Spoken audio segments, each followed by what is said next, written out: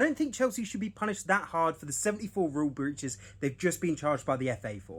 Now look, I'm a Liverpool fan, so I've got no horse in this race really. If anything, it'd probably be in my interest for them to get punished quite badly.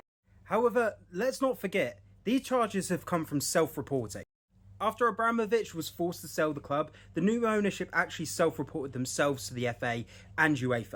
Basically to say, look, all of this happened under the previous ownership. We had nothing to do with it. Now, do I think that means they should escape all punishment? Absolutely not, because ultimately the club itself would have gained unfair sporting advantages over the course of, 13 years it says here.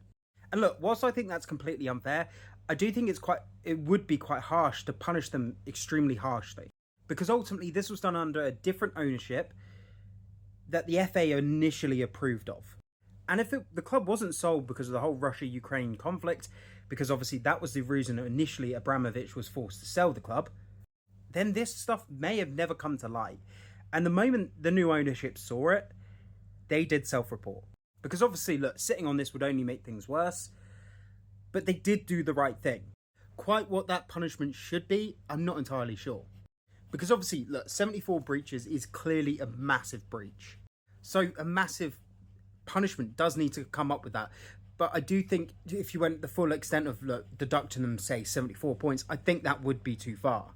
I think, look, they've got a healthy squad. Even if you put a transfer ban on them for a year, maybe 2 years, they've had that previously, right? That would be quite punishing to the club. But at the same time, they'd still be able to operate.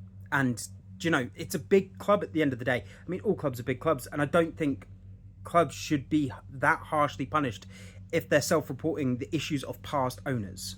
I think effectively what you need to do here is punish the club, but not ruin the club. And it's a fine line to walk.